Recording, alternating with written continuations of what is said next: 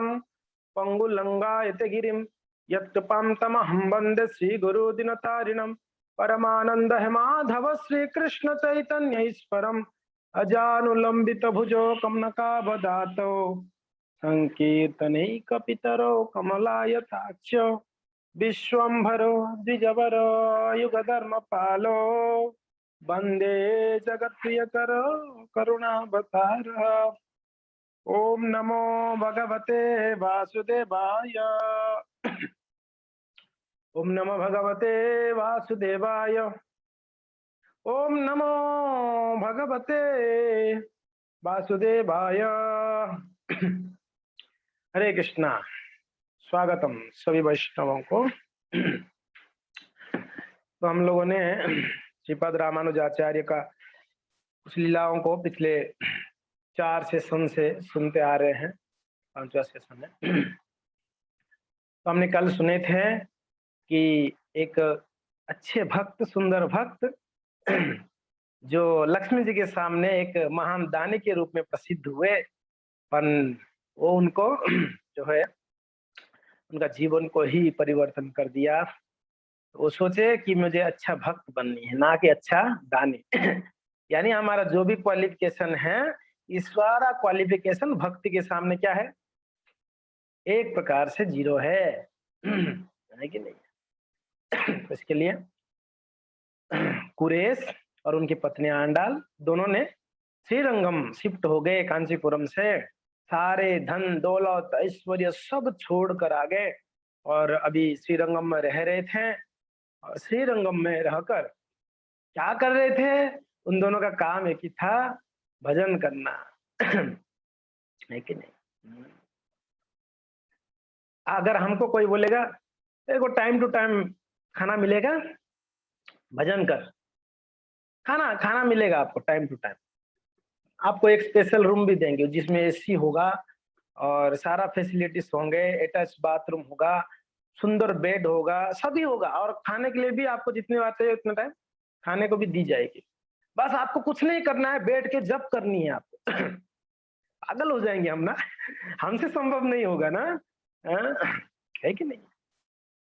हम वैसा भजन नहीं कर पाएंगे। इसके लिए श्रील प्रभुपाद जी का कृपा से हम लोगों को कई सारे ऑप्शंस रखा गया है। भक्ति का कई अंग हैं हमारे सामने। जब करने को इच्छा नहीं है, कोई बात नहीं, आप एक काम करिए, प्रभुपाद जी की किताब है, शास्त्रों को अध्ययन करिए। नहीं अभी अध्ययन बहुत हो गया, अभी इच्छा नहीं हो रही है, चलिए कोई बात नहीं, एक काम करिए, आप भगवान के लिए भोग बनाइए। नहीं अभी भोग बनाने का, चलो कोई बात नहीं, श्रृंगार कर लीजिए, है नहीं? कुछ नहीं तो कम कीर्तन सुनिए, कथा सुनिए, श्रवण करिए, है ना? तो बहुत सारे हमारे पास में ऑप्शंस है कि नहीं है कि हम उसको और भक्तों, कलयुग जो है नाम आधारा, कलयुग में नाम ही श्रेष्ठ है। कलयुग का युग धर्म क्या है? हरिनाम संकीर्तन है। तो हम बाकी जो भी भक्ति के अंगों को करते हैं, वो सभी का मेन उद्देश्य है कि हम अच्छे से जप कर पाए, अच्छे से कीर्तन कर पाए। समझ में आ रहा है?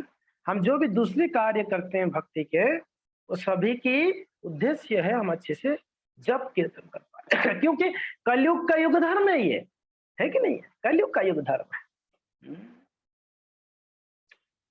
तो कोई बोल सकता है कि कलयुग का युग धर्म है तो हम यही करेंगे, बाकी कुछ नहीं करेंगे।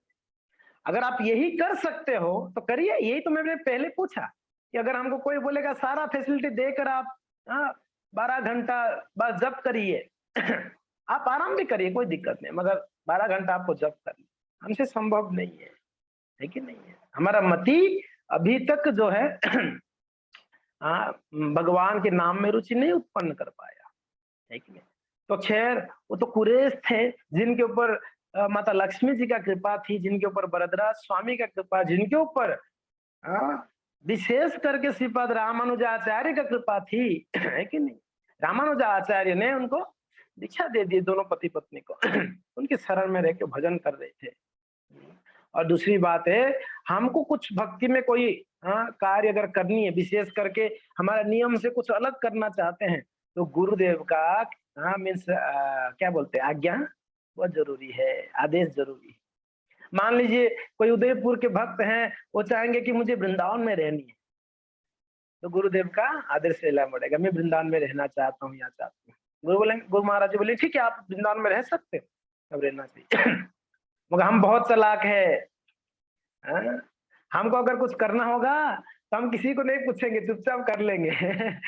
और कहीं कठिनाई आएगी तो पूछेंगे कि ऐसे करना चाहिए कि नहीं करना चाहिए, ये तो कठिनाई आ रही है। नहीं नहीं, हर एक कार्य करने से पहले हमारे शिक्षा गुरु या दीक्षा गुरु या काउंसिलर, उनको हमको पूछ के करनी चाहिए। तो खैर भक्तों, हमने कल चर्चा किए थे, कुरेश जो है दीक्षा आचरण करते थे और दोनों पति पत्नी भजन करते थे।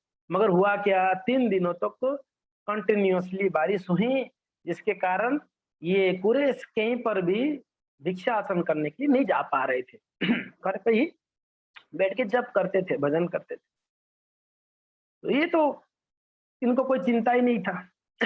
मगर उनकी पत्नी मन में आ गया, पत्नी भी कोई रिएक्शन नहीं की, कुछ नहीं, बस वो भी बस जप करते करते उसके मन में आया, ये जो मेरे पति हैं, ये कितने अच्छे भक्त हैं भगवान के, और कितने दृढ़ता से डेडिकेटली भगवान का नामों को कीर्तन जप करते हैं।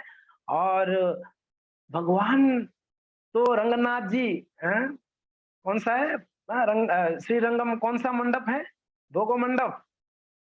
भगवान तो खूब भोग खाते हैं, मगर उनके भक्तों को थोड़ा भी ध्यान नहीं देते हैं, भगवान तो अच्छे से खा रहे हैं। मन में आया, कुरेश की पत्नी आन डाल के मन में आई बस।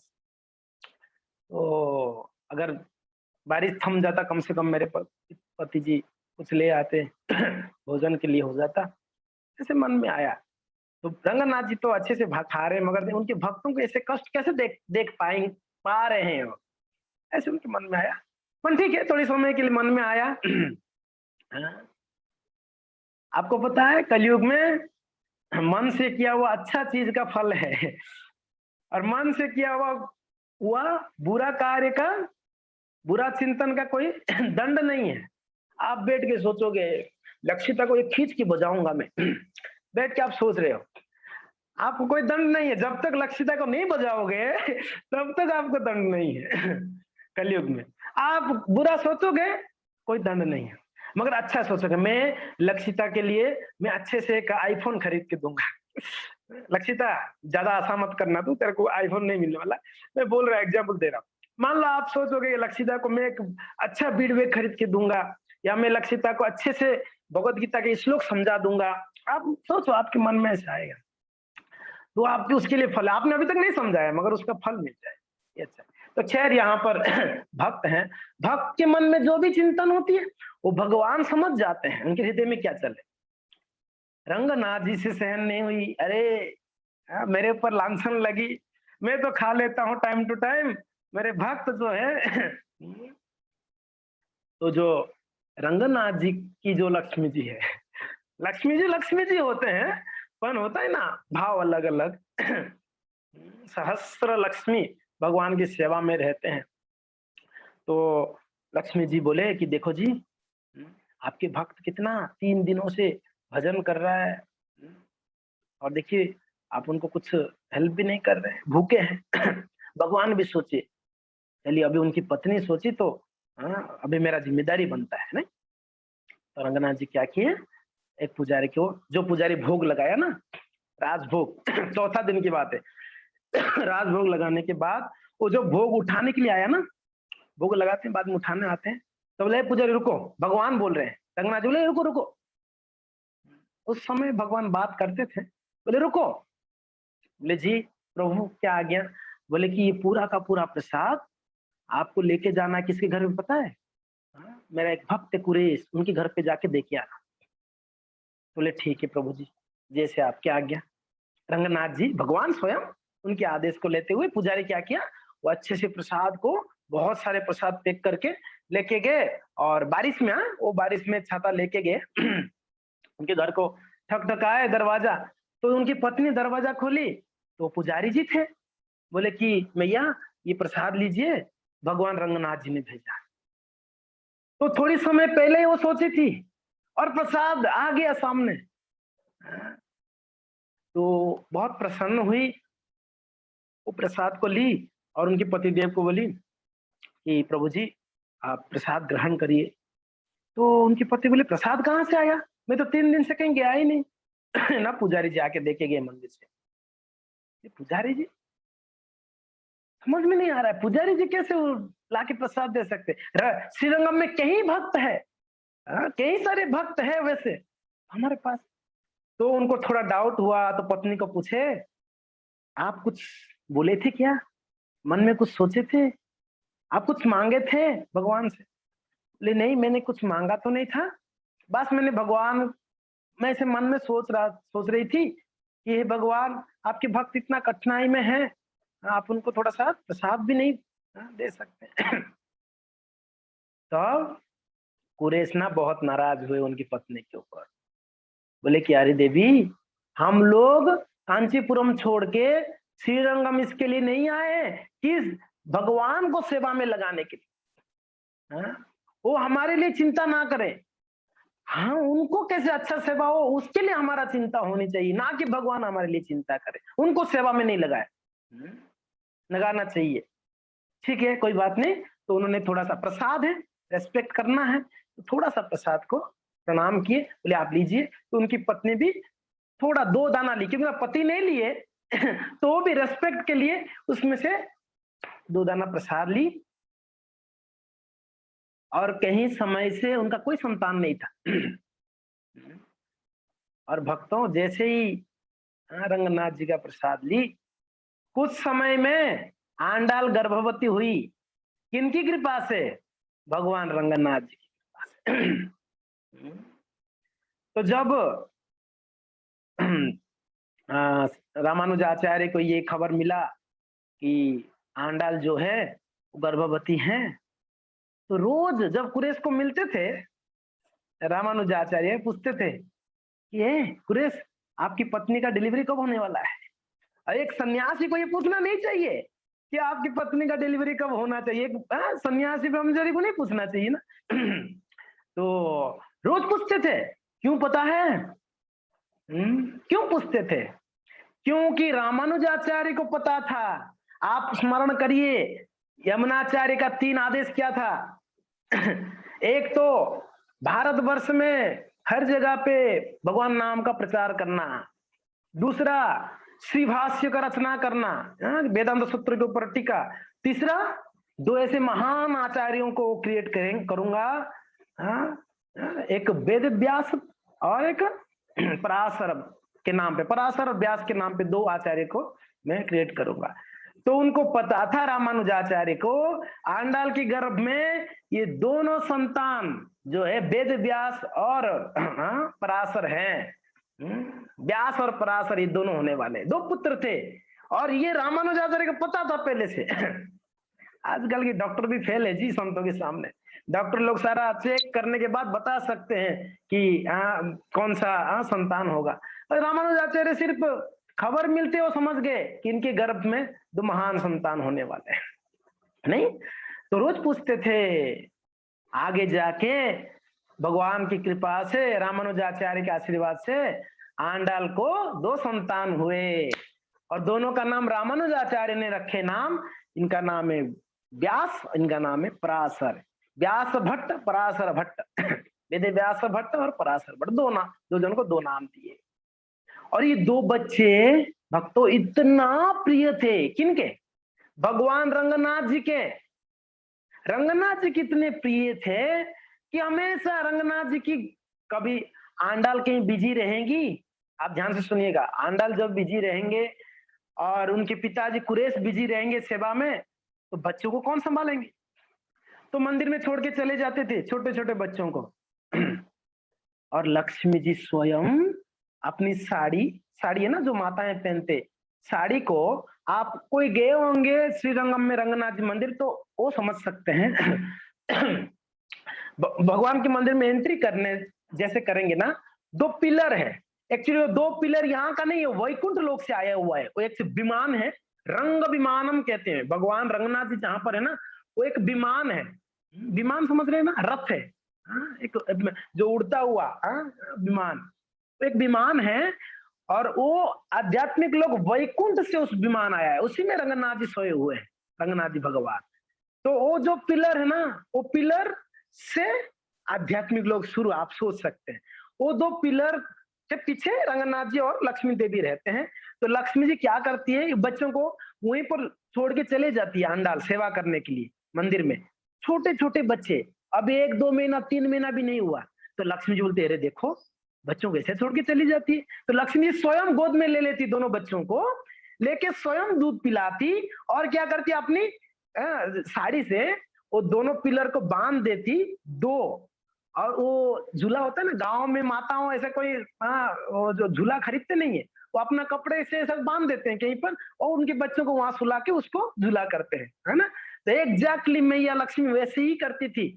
हाँ, दो साड़ी से बांध के दो झूला में दोनों बच्चों को सुला देती और उनको जुजुजू करके, जुजुजू क्या बोलते हैं, गाना गाकर, हाँ, उनको गाना गा के सुना के लक्ष्मी जी सुलाती थी दोनों बच्चों को। आप सोचिए कितने महान होंगे ये दोनों, जिनको स्वयं लक्ष्मी जी सुलाती हैं जिनको स्वयं लक्ष्मी जी दूध पिलाती हैं, ऐसे महान ये दोनों भक्त हुए।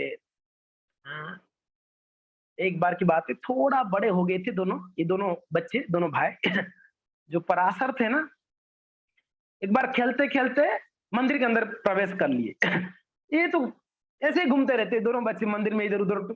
आजकल तो थोड़ा भीड़ हो गया, उस समय कोई नहीं हुआ करता था, थोड़ा कुछ भक्त हुआ करते। तो मंदिर में अल्टर के अंदर, हाँ, अल्टर के अंदर ही घुस जाते भगवान के पास, लक्ष्मी जी के पास सीधा तो एक बार पराशर अंदर घुस गए, छोटे बच्चे थे लगभग 3 साल के, जब मीन्स चलना सीख गए थे, तो बोलना चलना सीख गए थे। तो कितना कितना साल में सीख जाते हैं बच्चे बोलना चलना?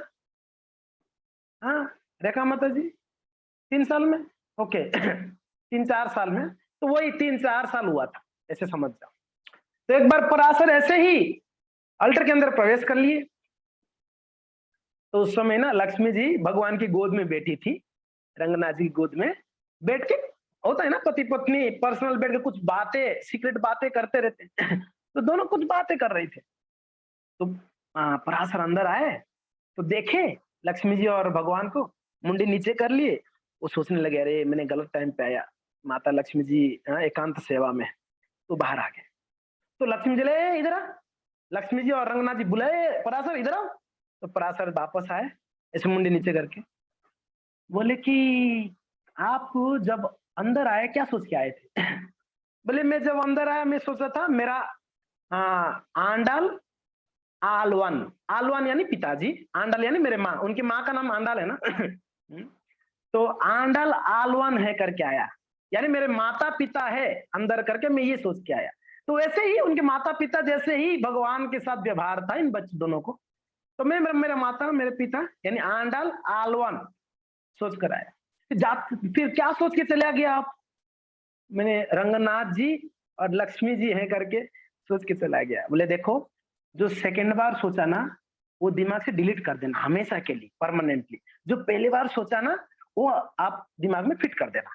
यानी आप कभी भी किसी भी समय पर आप हमारे एकांत रूम में आ सकते हो, हमारे बेडरूम में आ सकते हो, कोई दिक्कत नहीं होता है ना, छोटे बच्चे कभी भी माता पिता के पास जाएंगे, खेलेंगे, बैठेंगे, तो इसलिए आप आ सकते हो। यानी इतना रंगनाथ जी लक्ष्मी जी प्रेम करते थे दोनों बच्चों को, पराशर और व्यास को।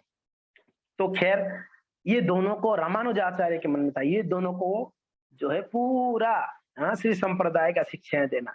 मगर भक्तों याद रखिए वो तीनों उनके दिमाग में था रामानुजाचार्य का, अभी तक एक भी पूरा नहीं हुई है है नहीं। वापस स्मरण दिलाता हूँ, पूरा भारतवर्ष में श्री संप्रदाय का जो फिलोसफी है, वैष्णव फिलोसफी को प्रचार करना। दूसरा, वेदांत सूत्र के ऊपर भाष्य लिखना। तीसरा, व्यास और पराशर के नाम पे दो आचार्यों को क्रिएट करना।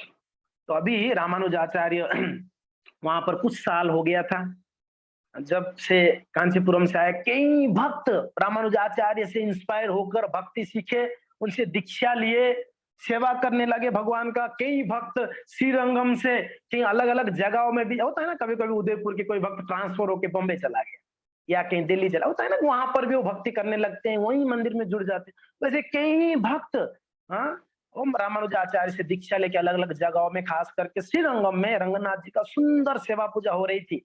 भगवान बहुत प्रसन्न थे रामानुजाचार्य से बहुत सारे भक्त बहुत प्रसन्न थे। मगर एक भक्त था, थोड़ा ईर्ष्यालु था। हाँ, जो हेड पुजारी था ना, वो बड़ा ईर्ष्या करता था रामानुजाचार्य का। क्यों? सब लोग रामानुजाचार्य का बाहा बाहा कर रहे हैं, गुणगान कर रहे हैं। मैं हेड पुजारी हूं कि मुझे कोई पूछ नहीं रहा है। किसी को अगर प्रसाद चाहिए तो रामानुजाचार्य को पूछ रहे हैं। मैं हेड पुजारी, मुझे पूछना चाहिए ना, भगवान का प्रसाद चाहिए तो। इसको ईर्ष्या हो गई। ऐसा होती है कभी कभी, कोई भक्तों के अंदर ऐसा आ जाता है। भक्तों, ये ईर्ष्या है ना, ये मन में पहले आता है। ध्यान दीजिएगा, ईर्ष्या कितना खतरनाक है। पहले मन में आएगा किसी के बारे में। और ईर्ष्या कब आती है? कब आती है? किसी की अच्छा गुणों को देख के ईर्ष्या आती है। बुरा गुण से ईर्ष्या आता है? हाँ? कोई कौवा जैसे गाता है, आपको क्या ईर्ष्या आएगा उसको देख के? ये तो गाना ही कौवा जैसे, क्या ईर्ष्या करना है? इससे तो अच्छा मैं गा रहा हूं, नहीं? कोई अच्छा गाने वाला होगा, तब भी हम ये तसल्ली लेते हैं अपने आप से कि मैं इससे अच्छा ही गा रहा हूं, राइट? कोई अच्छा गाना वाला होगा कीर्तन, तो भी हम क्या सोचते हैं, इससे तो मैं ही अच्छा गा रहा हूं। मगर जब भक्तों की समाज में जब गुणगान होती है, वाह गौरव प्रभु क्या कीर्तन किया, तब मायापुरवासी क्या सोचेंगे, अरे मैं भी तो कीर्तन करता हूं, मुझे नहीं कोई बोला और गौरव को इतना बोल रहे हैं, अच्छा अच्छा। तब मेरा ईर्ष्या गौरव के प्रति होगा। मैं उदाहरण दे रहा हूँ, गौरव कोई ईर्ष्या नहीं है तेरे प्रति, हाँ? ऐसा कुछ नहीं, मैं तो उदाहरण दे रहा हूँ। तो हाँ, तो मन में फिर ईर्ष्या क्रिएट होगी। किससे क्रिएट हुआ? गौरव के अच्छे गुण से मेरे अंदर ईर्ष्या आ गई। उसका तो अच्छा गुण है, अच्छा गा रहा है तो वेरी गुड। मगर मेरे अंदर ईर्ष्या आ गया कि क्यों? क्योंकि मेरा नाम नहीं आया। है कि नहीं है? ईर्ष्या पहला कारण है, ईर्ष्या का अहंकार। मेरा अहंकार था कि मैं ही अच्छा गाता हूं, अहंकार के कारण।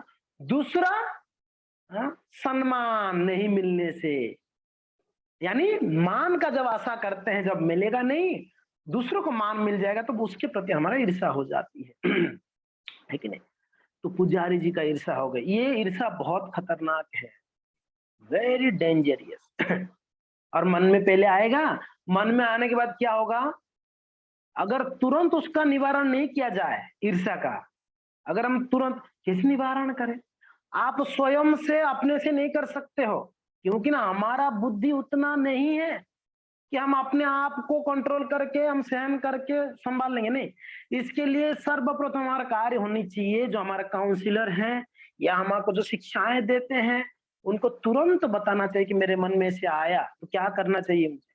तो हमको प्रॉपर गाइडेंस देंगे आपको क्या करना चाहिए। ऐसे परिस्थिति में मेरे लिए यही अच्छा होगा, मैं जाके गौरव का सेवा करूं अच्छे से, उनका जितना हो सके उतना अच्छे से सेवा करूं। अगर मेरे मन में उनके प्रति ईर्ष्या हो गई तो, है कि नहीं? जब उनका सेवा करते हैं, सेवा यानी सर्वेंट, दास बन जाते हैं। जब सेवा करते हैं तो हमको झुकना पड़ता है, जब झुकते हैं तो ईर्ष्या घट जाती है। जब ऐसे रहते हैं ईर्ष्या बढ़ती रहती है। समझ में आ रहा है? झुकना पड़ता है। तो खैर भक्तों, ये ईर्ष्या बड़ा खतरनाक है, और ये दूसरों के अच्छे गुण देखकर ईर्ष्या आती है। तो ये पुजारी को ईर्ष्या कैसे आया? कि सभी लोग रामानुजाचार्य को हर चीज के लिए पूछते हैं और उन्हीं का गुणगान होती है, मेरा नहीं होता है। बहुत बड़ा अपराध है इस प्रकार का विचार। ये ईर्ष्या धीरे धीरे बढ़ा, पुजारी किसी को बोला नहीं। धीरे धीरे बढ़ने के बाद इतना उसके मन में ईर्ष्या भर गई, उसके मन में इतना ईर्ष्या भर गई भक्तों, वो सोचने लगा अभी रामानुजाचार्य को खत्म कर देना चाहिए। ये जब तक श्रीरंगम में होगा तब तक मेरा नाम तो नहीं होगी यहाँ पर। जैसे बचपन में रामानुजाचार्य का जो मायावादी गुरुजी थे, यादव प्रकाश, वो भी मारने के लिए प्रयत्न किए थे रामानुजाचार्य को। यस, आप लोग स्मरण कर रहे हैं उस लीला को? हाँ, जैसे भगवान भरद्वाज जी बचा लिए थे, तो वैसे यहाँ पर पुजारी को इतना ईर्ष्या आई, तो अभी कैसे कैसे मारा जाए, हाँ, रामानुजाचार्य को। तो उन्होंने पत्नी को बोला, देखो ये रामानुज है ना, उसकी वजह से हमारा कोई प्रगति नहीं हो पा रहा है। हम गरीब का गरीब ही है, अभी तक कोई हमको नहीं पूछ रहा है, कोई हमको धन नहीं देता है, कोई दक्षिणा नहीं देता, सारे दक्षिणा रामानुज को देते हैं। तो देखो हमारा वही गरीबी है अभी तक। ये एक दूसरा एक अवगुण आ जाती है ईर्ष्या से। क्या हम जिसको भी मिलते हैं उसके बारे में अवगुण बोलने लगते हैं, वो तो बेकार है। हम उसको छुपा लेंगे, किसके लिए मैं ईर्ष्या कर रहा हूं, हम क्या बोलेंगे, गौरव है ना, वो ऐसा है, वो ऐसा किया, वैसा किया। तो जिनको बोलूंगा उनके मन में थोड़ा तो आ ही जाएगा, अगर बार बार बोलूंगा तो अरे हो सकता है गौरव ऐसा ही होगा यार, समझ में आ रहा है ना। तो मन में आ जाती है, तो हम दूसरे को उसकी अवगुण बोलने लगते हैं। तो ये पुजारी, अभी अभी गौरव को जो प्रेम करने वाला होगा उसको मैं अगर बोलूंगा ना, मुझे थप्पड़ मारेगा।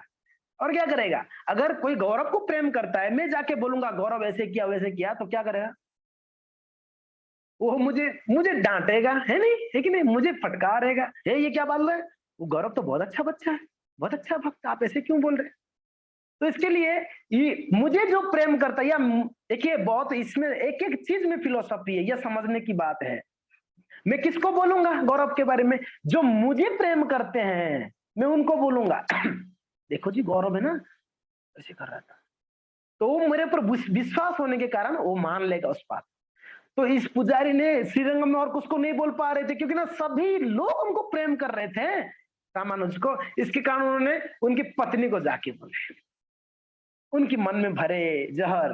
पत्नी पहले तो एक्सेप्ट ही नहीं कर पा रहे थे, अरे रामानुज इतने महान आचार्य, इतने महान भक्त थे, मगर रोज बोले, जो 2-3 बार बोले, उनकी पत्नी का इच्छा तो नहीं हो रही थी, मगर क्या करे, पति का आदेश देखिए, रामानुज को रास्ते से हटानी है, आपको एक काम करनी है, बस क्या, भोजन बनानी है। मैं रामानुज आचार्य को ना घर पे इनवाइट करूंगा, आप उस भोजन में बस थोड़ा जहर मिला देना, रामानुज खाएंगे और वो तुरंत खत्म हो जाएंगे।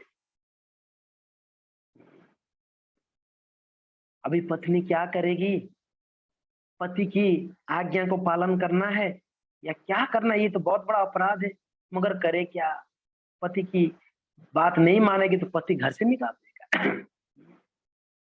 तो वही की जो पति बोले, वो अच्छे से भोजन बनाई, उसमें जहर डाल दी, और पति देव, उनके पति जो पुजारी थे, उन्होंने इनवाइट किए रामानुज को, ये रामानुज आचार्य जी हमारे घर पे आप भोजन के लिए पधारे। रामानुज आचार्य कृपा करके उनके घर पे आए। पत्नी का दिल बहुत जल रहा था, पत्नी को बहुत गिल्टी फील हो रही थी, मैंने बहुत बड़ा पाप कार्य अपराध कर रही हूं मगर क्या करें, पति है बैठे हुए हैं। तो रामानुज आए, उनका हाथ पैर धोए, धो के बैठे भोजन करने। पत्नी जी जब सर्विस करने आती है, नजदीक रहती है, जब सर्विस करते हैं, सर्व करते हैं, तो सर्व करने करने करते समय वो धीरे से बोली कि हे गुरुदेव, कृपा करके माफ करिएगा, ये जो मैं आपको खाना परोस रही हूँ प्रसाद, इसमें जहर है, आप मत खाइएगा मना कर दी पत्नी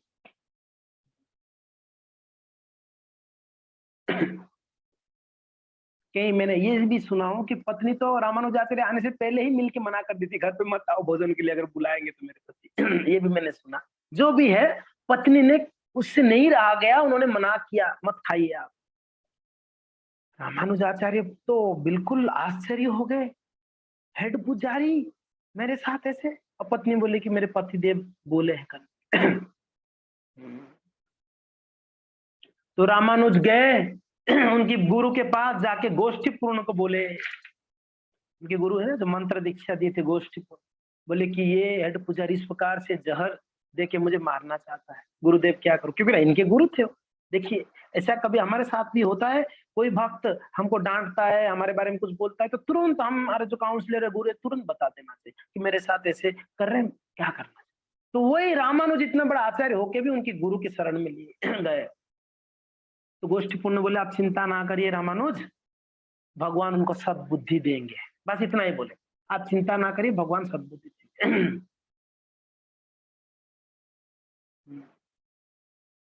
तो उनकी पत्नी जिसमें जहर मिलाई थी, बोली थी मैंने इस सब्जी में जहर मिलाई, तो वो सब्जी छोड़ के रामानुज बाकी ले लिए थे एक मैंने बोला ना 2 प्रकार के सुना था, जो भी है। तो रामानुज को कुछ हुआ नहीं, तो उनके पति देव देखे, अरे कुछ हुआ नहीं रामानुज को, तो सेकंड दिन देखे कुछ नहीं हुआ बच गया। तो बोले कि नहीं, इसको तो नहीं छोड़ना है। तो क्या किया, अभी पुजारी, हेड पुजारी थे, जो चरणामृत होता है भगवान का उस चरणामृत में जहर डाल दिए। क्योंकि सर्वप्रथम कौन लेते हैं चरणामृत? भगवान का चरण सर्वप्रथम कौन लेते हैं? गुरु लेते हैं जी। आप कोई इस्कॉन मंदिर में गए होंगे, जब चरणामृत भगवान का जो अभिषेक होता है ना, वो जल चरणामृत होती है। वो जल सर्वप्रथम गुरु पूजा से पहले श्रील प्रभुपाद जी को पहले दी जाती है चरणामृत। फिर प्रभुपाद जी को आशीर्वाद दी जाती है, सटारी, जिसको कहते हैं ना आशीर्वाद देने के लिए। आप मंदिर में गए होंगे, आपको एक सटारी देते हैं, जो भगवान का चरण रहता है, वो आशीर्वाद है भगवान का, आपके सर पे रखते हैं, उसको सटारी कहते हैं। पुजारी आपको आशीर्वाद देते हैं, भगवान का आशीर्वाद। तो जब रामानुज आए सर्वप्रथम सुबह दर्शन करने के लिए, तो उनको चरणामृत दिए। जब रामानुजाचार्य चरणामृत लिए पुजारी से रहा नहीं गया, नहीं रह पाए, वो बोल दिए कि हे रामानुज क्षमा करना, इसमें मैं जहर मिलाया हूं, आप मत पीजिएगा, इसको मत लीजिएगा। भगवान के सामने थे, भगवान के सामने दे रहे थे, तो उनसे नहीं रहा गया, वो पिघल गए। उनके गुरु बोले थे ना, रामानुजाचार्य के गुरु गोष्ठीपुर, बोले आप चिंता मत करो, उनको सद्बुद्धि देंगे भगवान। तो रंगनाथ जी उनके हृदय में, भगवान सबके हृदय में रहते ही है, उनको सद विचार दिए और चरणामृत तो दे दिए। जब लेने से पहले उन्होंने रोक दिए, बोले रुकिए, इसमें मैंने जहर मिलाया हूं, क्षमा करिएगा मुझे। तो रामानुजाचार्य का चरण पकड़ लिए, क्षमा करिए, मैंने बहुत बड़ा अपराध किया, आपको मारने के लिए षड्यंत्र किए। मगर रामानुजाचार्य के हाथ में चरणामृत थी। रामानुज बोले भले आप जहर मिलाया, ये चरणामृत है, अभी मैं इसको त्याग नहीं सकता, मैं इसको नहीं छोड़ सकता, ये तो चरणामृत है ना। उन्होंने ले लिया रामानुजाचार्य तुरंत, उनको पता था इसमें जहर है, फिर भी रामानुजाचार्य उसको ले। सब मना कर रहे थे, भक्त लोग, पुजारी मना, फिर भी रामानुजाचार्य भगवान का नाम लेके ले लिए। और चरणामृत जब लेते हैं, उसके बाद जो हाथ में थोड़ा रह जाता है, वो सर पे ऐसे चरणामृत को पोंछ लेनी चाहिए, सर पे पोंछनी चाहिए। सभी, खास करके पुजारी बहुत डरा हुआ था, क्या होगा। कुछ नहीं हुआ रामानुजाचार्य को। ये जहर क्या कर सकती है। कुछ नहीं हुआ, रामानुजाचार्य स्वस्थ रहे। और ये पुजारी आके उनको सबके सामने, सारे भक्तों के सामने माफी मांगे, रामानुजाचार्य मेरा गलती हो गई। रामानुज उनको बोले ठीक है, कोई बात नहीं।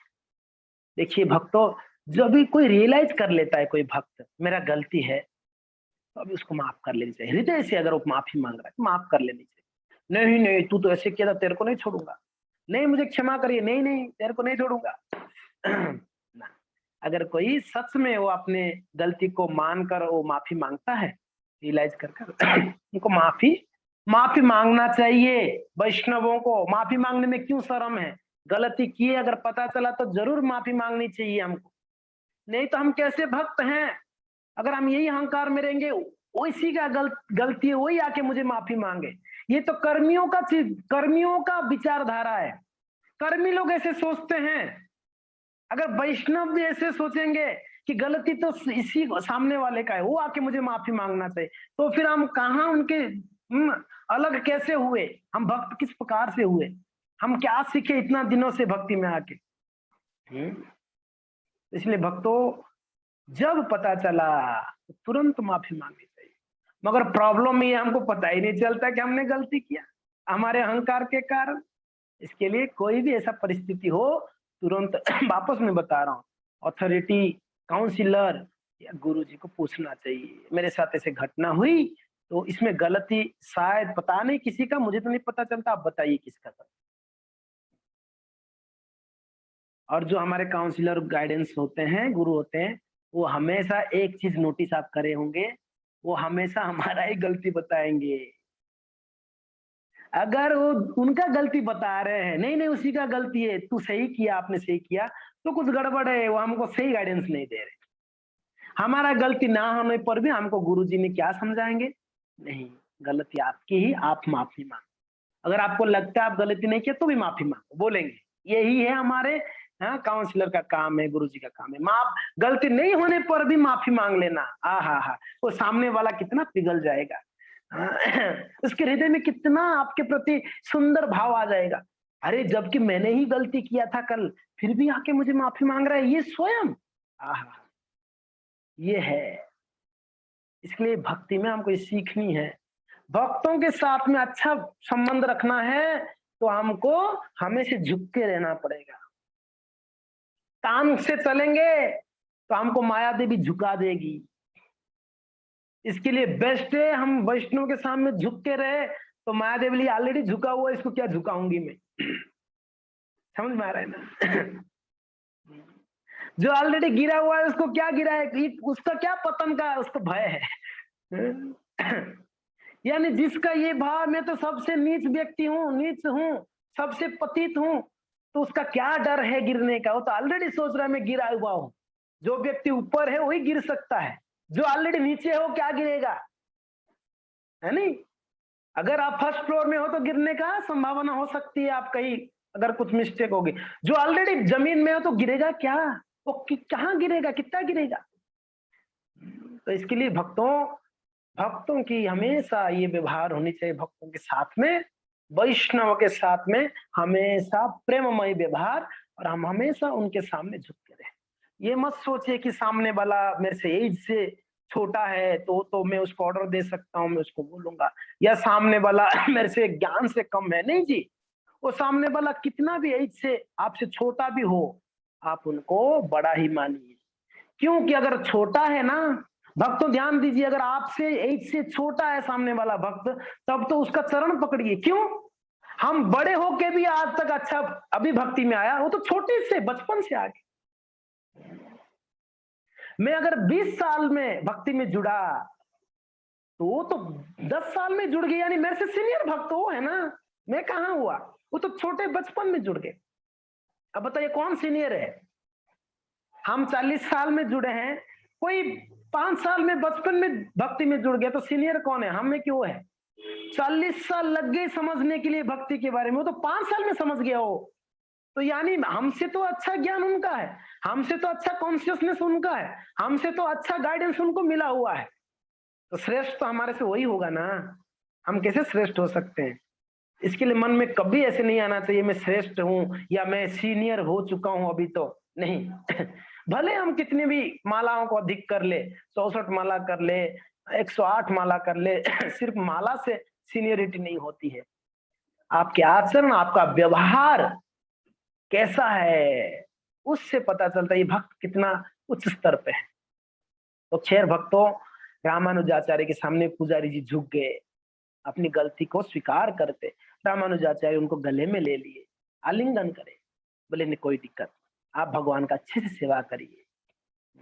और रामानुजाचार्य जी जब उनकी पत्नी बोली थी पुजारी का कि वो जहर मिलाने के लिए बोले, तो उसी दिन आके भगवान के सामने रोते हुए प्रार्थना किए थे रामानुज, हे प्रभु आप इनको कुछ अच्छा बुद्धि दीजिए।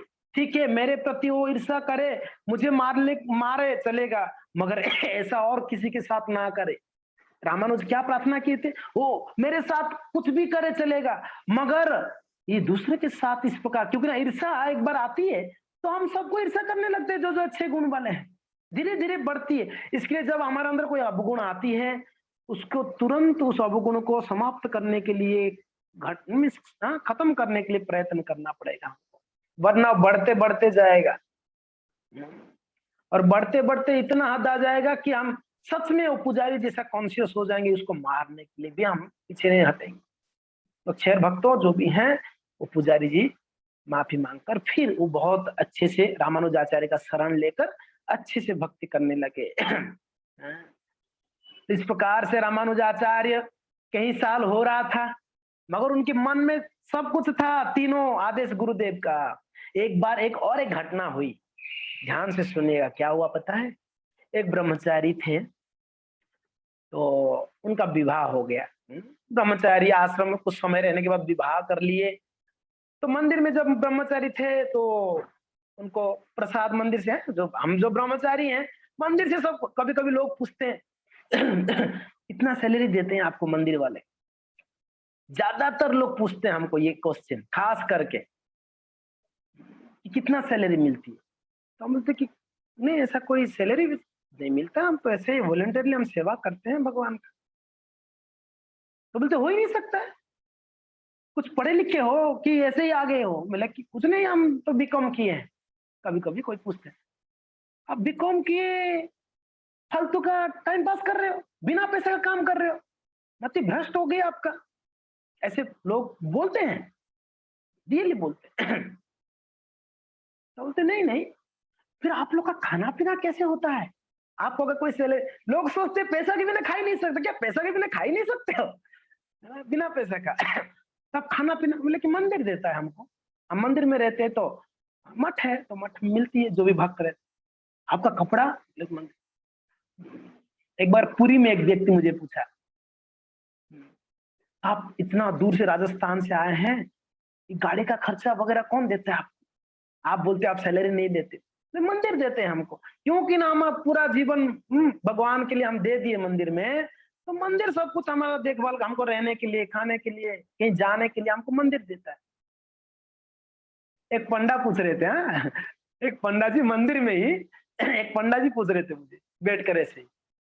फिर बोले कि हम आ सकते हैं क्या? मतलब आइए ना आप तो आप आइए। बोले नहीं ये सब, हाँ मुझे छोड़ना है सब कुछ, घर बार आना है।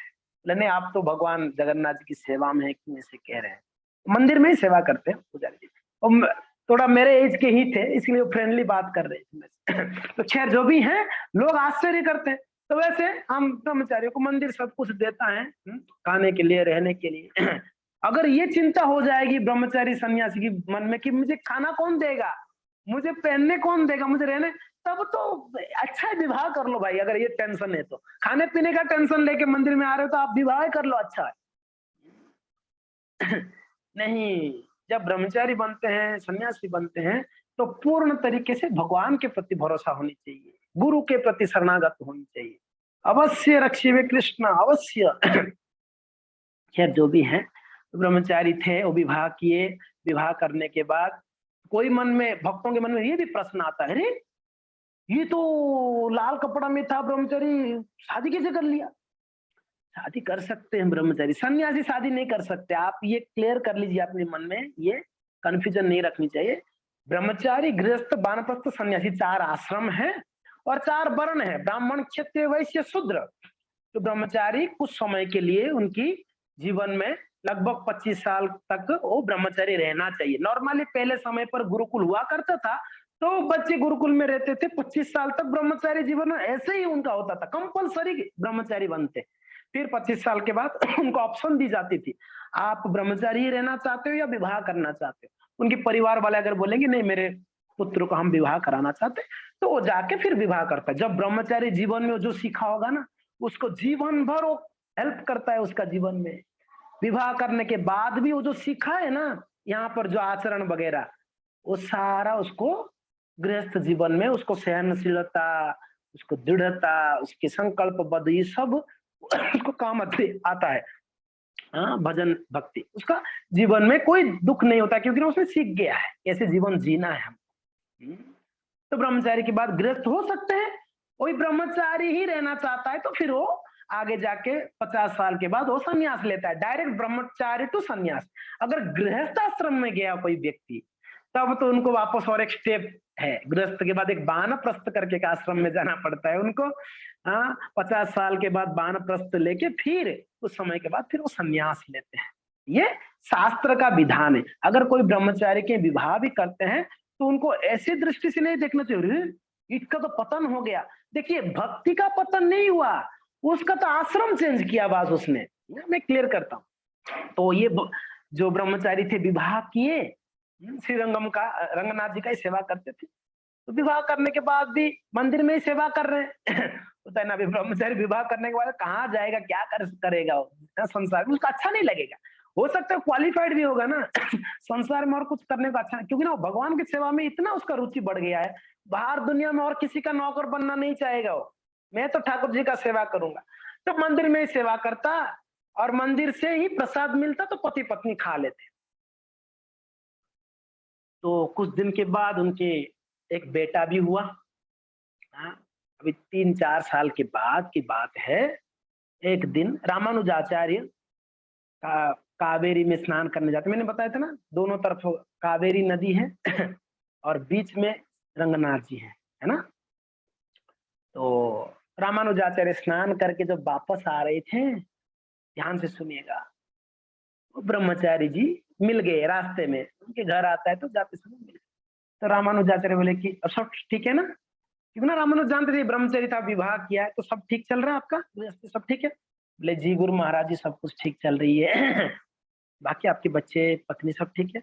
जी गुरु महाराज जी सब ठीक है, बस एक ही तकलीफ है, अभी तकलीफ बताए, अभी तक किसी को नहीं बोले थे क्योंकि उनको पूछे नहीं थे, तो स्वयं जाके कंप्लेन नहीं किए थे कभी गुरु जी से। जब पूछे गुरुदेव तो बोले कि क्या हुआ ना, मैं जब ब्रह्मचारी था मुझे जितना प्रसाद मिलता था, मैं विवाह के बाद भी मुझे मंदिर मैनेजमेंट उतना ही प्रसाद देते हैं, तो अभी तो मेरे पत्नी के साथ साथ 2 बच्चे भी है, एक बेटा बेटी है, तो थोड़ा कम पड़ती है हमको प्रसाद बाकी सब अच्छा है आपकी कृपा से, बढ़िया है। तो रामानुजाचार्य बोले कि चिंता मत करो, रंगनाथ जी ध्यान रखेंगे रामानुजाचार्य इतना ही बोले कि डोंट वरी, भगवान रंगनाथ जी ध्यान रखेंगे। नम मालवर, खास करके जो रंगनाथ जी का जो सेवित विग्रह है ना, वो नम मालवर है उनका नाम, नम मालवर, सॉरी उनका नाम क्या है, नम पेरुमल, नम पेरुमल। तो नम पेरुमल आपको ध्यान रखेंगे, ऐसे बोले रामानुजाचार्य, बोले नम पेरुमल आपका ध्यान रखेंगे, चिंता मत करिए, बोल के चले गए ठीक है, ये तो हो गया। जो ब्रह्मचारी गृहस्थ बंधु उनको बोले नम पेरुमल आपका ध्यान रखेंगे, यानी रंगनाथ जी आपको ध्यान रखेंगे। अभी रंगनाथ जी को टेंशन आ गया नम पेरुमल को, अभी रामानुज ने बोल दिया उसकी परिवार को मुझे ध्यान रखनी है, अरे अभी तो ध्यान रखना पड़ेगा, क्योंकि ना रामानुज ने बोला। देखिए कोई महान वैष्णव कोई वचन दे देते हैं तो भगवान उस वचन को रखते हैं इसलिए कहते हैं ना, अपना मान टली टली जाए, भक्त की मान न टलते देखा। भक्त बोल दिया तो उसकी बातों को कभी झूठा नहीं करने देते हैं, है कि नहीं भीष्म पितामह ने प्रतिज्ञा लिए, भगवान भी प्रतिज्ञा लिए थे। भगवान क्या प्रतिज्ञा लिए थे, मैं अस्त्र नहीं उठाऊंगा महाभारत युद्ध में।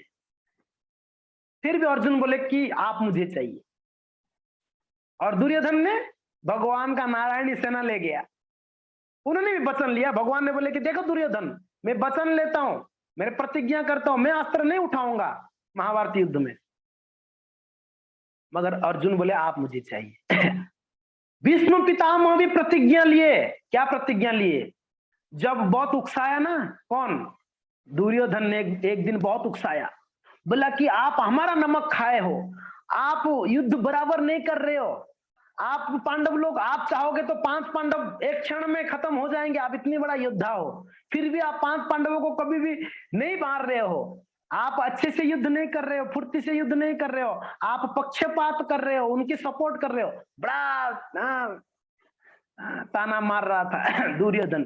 तो अभी ये क्षत्रिय थे, भीष्म पितामह क्षत्रिय थे, तो उनसे सहन नहीं हुई, तुरंत 5 बाण निकाले अपनी तरकस से, अपनी जो भी है वो जो बाण रखते हैं उसमें से 5 बाण निकाले, बोले कि मैं प्रतिज्ञा ले रहा हूं दुर्योधन, कल युद्ध में ये 5 बाण 500 पांडवों को मैं मार दूंगा, इस 5 बाण से। दुर्योधन बहुत प्रसन्न, उनको पता था भीष्म प्रतिज्ञा, वो जानता था अगर भीष्म पितामह कोई प्रतिज्ञा लेते हैं वो कभी अपनी प्रतिज्ञा से वो पीछे नहीं हटते, वो करके रहते हैं। उन्होंने बोला मैं आजीवन ब्रह्मचर्य रहूंगा, विवाह नहीं करूंगा, तो रहे उन्होंने। इसके लिए कहते हैं ना भीष्म प्रतिज्ञा बहुत महान होता है, सभी जानते इस बात को, भीष्म पितामह का प्रतिज्ञा। तो दुर्योधन बहुत प्रसन्न हुए कि चलो भीष्म पितामह ने प्रतिज्ञा ली, कल तो युद्ध समाप्ति ही है, 500 पांडव कल खत्म हो जाएंगे 5 बाण से।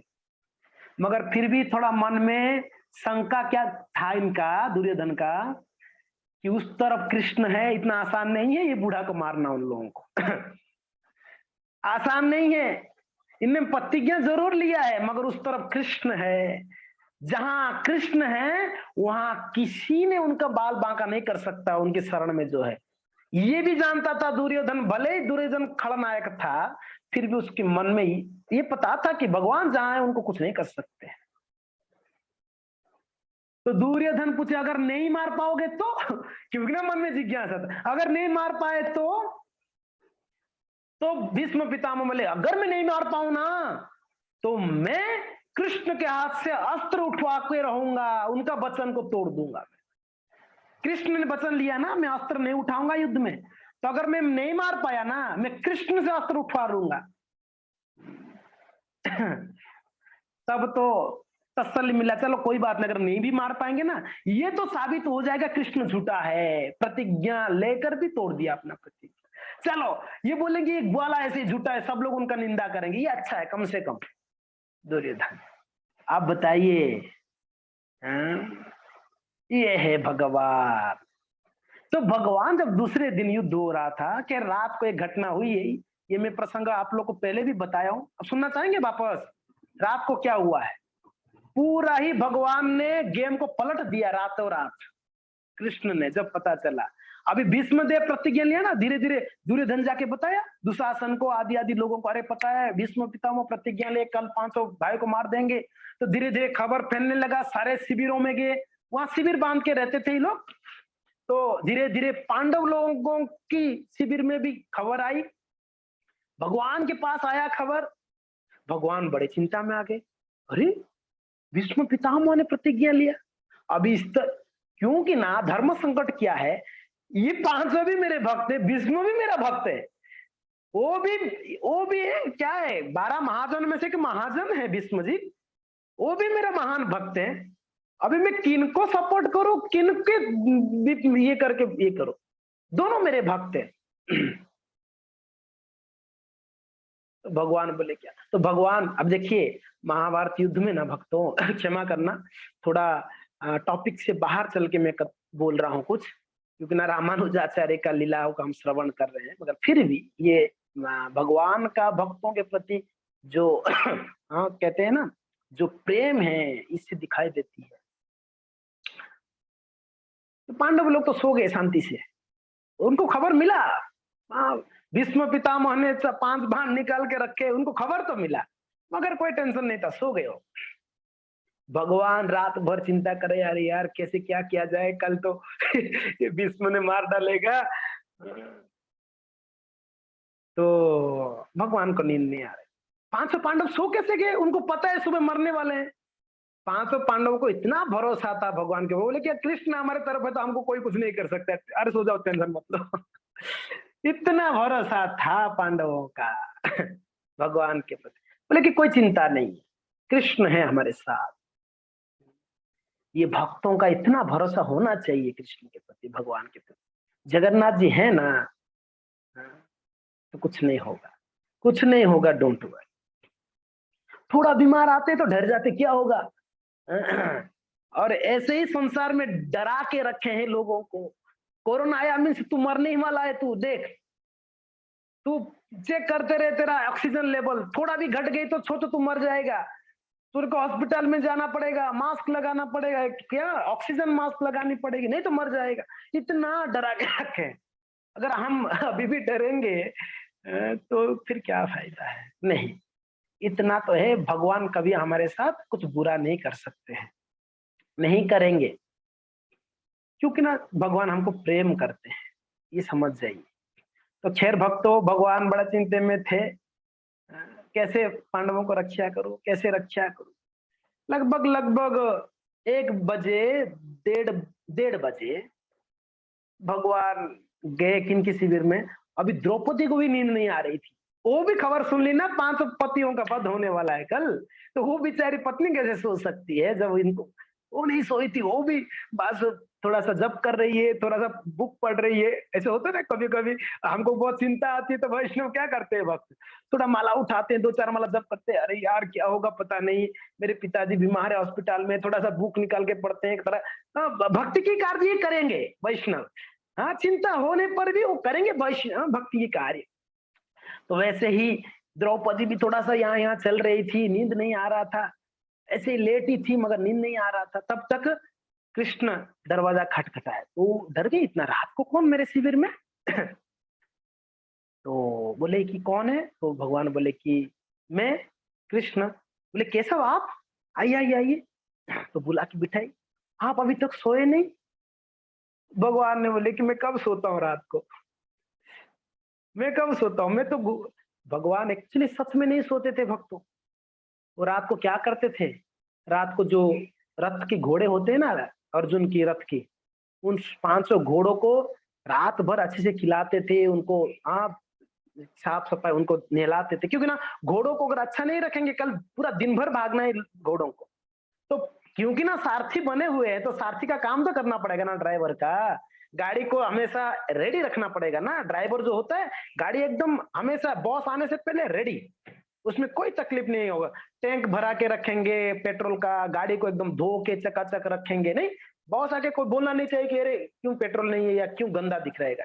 तो भगवान सुबह टाइम नहीं मिलेगा, इसलिए रात भर उस घोड़ों को अच्छे से खिलाते थे, अच्छा अच्छा घास लाके भगवान स्वयं लाके खिलाते थे, उनको नहलाते थे, उनको अच्छे से ये करते थे, मसाज करते थे, भगवान भगवान करते थे। आप सोचिए भक्तों, ये है भगवान कृष्ण। ऐसे दयालु भगवान को छोड़ के कहाँ भटकनी हम लोग का। इतने प्रेमी है भगवान कृष्ण, इतने प्रेमी है। तो खैर भगवान द्रौपदी को बोले कि अरे नींद कैसे आएगा, आपको नींद आ रही है क्या? बोले कि नहीं मुझे कैसे आएगा, मेरा 500 पतियों को मारने के लिए भीष्म हमारे पितामह ने प्रण लिए हैं। तो वही तो भगवान बोले देखो, हे कृष्ण, उनको कृष्ण बुलाते थे। भगवान उनको कृष्ण बुलाते थे। एक्चुअली भगवान एक जगह पे हमने सुने थे, उन्होंने राखी भी बांधा था द्रौपदी भगवान के हाथ में, एक प्रकार की वो बहन है भगवान की। तो बोले कि हे कृष्ण, हे द्रौपदी, ऐसे भी कल आप विधवा होने वाले हो। विधवा समझ रहे, पति मरने वाले तो विधवा हो जाती है स्त्रियां। तो शास्त्र में कहा गया है अगर कोई स्त्री विधवा से पहले मर जाती है, शरीर छोड़ देती है, तो उसको भगवान की उच्च लोगों को प्राप्त होती है, वो सती हो जाती है। अगर पति से पहले अगर पत्नी मर जाती है, शास्त्र में वर्णन। आजकल कौन पत्नी मरने दो पति को, दिमाग खराब है, उसके लिए मैं क्यों मरूं। हो सकता है ऐसा मॉडर्न माताएं कह सकते हैं, मगर द्रौपदी थी तो भगवान बोले फिर मुझे क्या करनी चाहिए? बोले देखो, कल ऐसे ही 100% पक्का है कि भीष्म पितामह प्रतिज्ञा ले आपके 500 पति तो खत्म होने वाले, तो आप एक काम करो, अग्नि समाधि ले लो, आप पहले ही सती बन जाओ ना। तो बोले ठीक है, कृष्ण अगर बोल रहे हैं, और कृष्ण अगर बोले किनको, उन्हें ही माने से वो थोड़ी ना हो सकती है। तो कृष्ण बोले तो मानी गई, बोले ठीक है। बोले कब चल, अभी चलना है, टाइम क्या है? अब बातचीत होते होते उन लोग का लगभग 4 साढ़े 4 बज रहा है। 1:30 बजे आए थे ये लोग, ऐसे ही बातचीत कर रहे थे, 4:30 साढ़े 4 बज गया, सुबह भोर हो गई थी लगभग। बोले चलो, लेट क्यों है, फिर चलो अभी अग्नि समाधि। तो समाधि मैं रेडी करके आया हूँ, भगवान रेडी करके आए थे। तो बोलते हैं ना समाधि लेने के लिए आगे सारे लकड़ियां वगैरह, मैं रेडी कर, आप चलो। बोले प्रभु पूरा प्लानिंग से आए हो? बोले कि नहीं नहीं, चलो आप। ठीक है, द्रौपदी फिर रेडी होके, रेडी यानी वही जो साज सज्जा थी उनके शरीर पे, भगवान बोले सिंपल सिंपल बन जाओ, क्योंकि ना मरना है आपको। हाँ, सज के कहा जाओ। तो सिंपल कपड़ा पहनी, और जो भी खास करके ज्वेलरीज निकाल दी, निकाल कर वो चली। चप्पल पहनी हुई थी, चप्पल थी पैरों में। भगवान आगे आगे नहीं, हाँ भगवान आगे आगे जा रहे थे और पीछे पीछे द्रौपदी चल रही थी।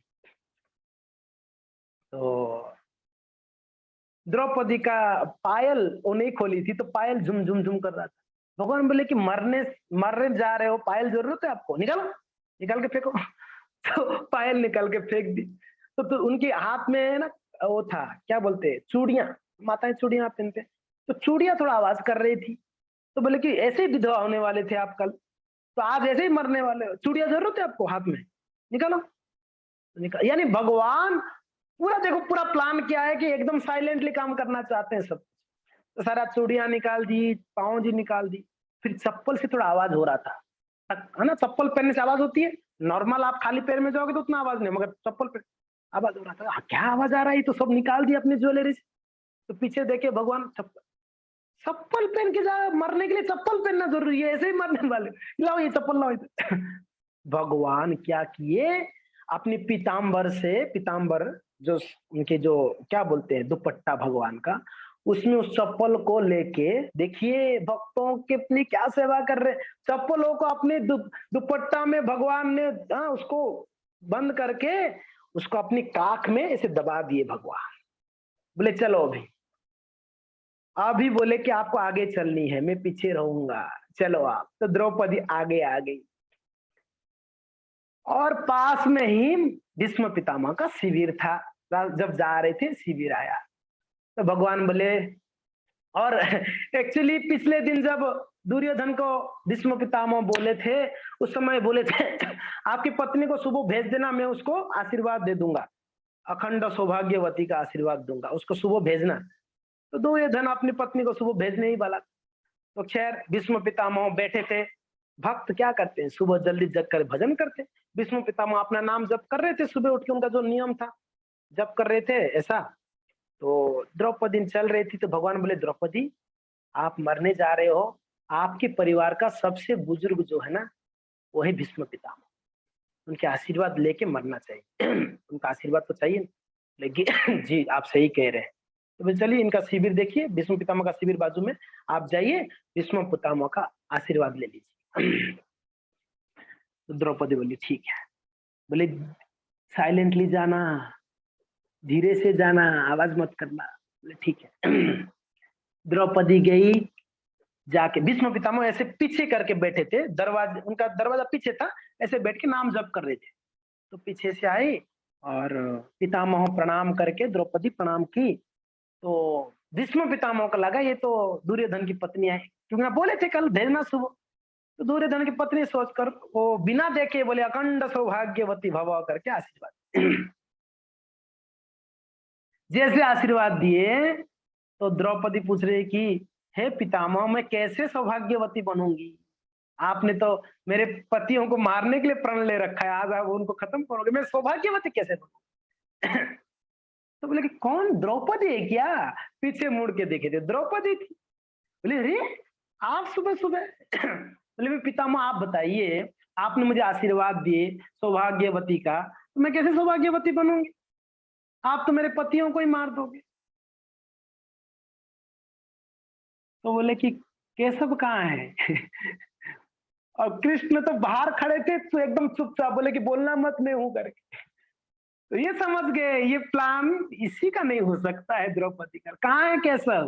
तब तक कृष्ण धीरे से आए अंदर। बोले कि पितामह अभी आपको डिसाइड करनी है, आपका आशीर्वाद श्रेष्ठ है या आपका प्रतिज्ञा श्रेष्ठ है, आप डिसाइड कर।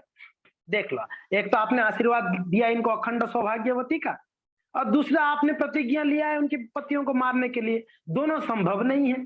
या तो आप अपनी प्रतिज्ञा में अड़े रहो, आपके आशीर्वाद को जाने दो, या तो आप आशीर्वाद को अगर वैल्यू देते हो तो आप प्रतिज्ञा को छोड़ो। पितामह बोले कि अभी तुम्हें क्या, मेरा आशीर्वाद ही श्रेष्ठ होना चाहिए, प्रतिज्ञा क्या है। तो पहली बार भीष्म पितामह अपने प्रतिज्ञा को यहाँ वहां पर तोड़े थे।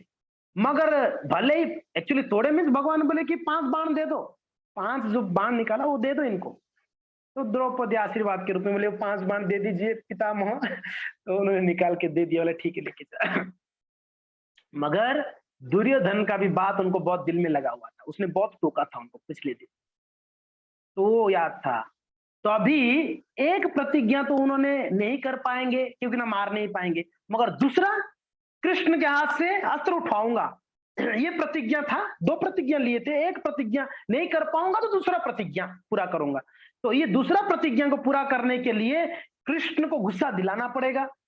कृष्ण जब तक गुस्सा नहीं लेंगे तब तक अस्त्र नहीं लेंगे। उनको गुस्सा तब आएगा भगवान को जब उनके भक्तों को अगर कठिनाई आएगी, तो नहीं तो तब तक भगवान बिंदास रहते हैं। कृष्ण हमेशा बिंदास रहते हैं, उनको कोई चिंता नहीं है। यहां तक कि उनकी पत्नी को बुखार जाएगा तो कोई लेना देना नहीं, ठीक है लक्ष्मी जी ठीक हो जाओगे, डोंट वरी। मगर कोई भक्त के कुछ अगर ऐसा कोई दुख आता है तो कृष्ण सहन नहीं कर पाते हैं वो।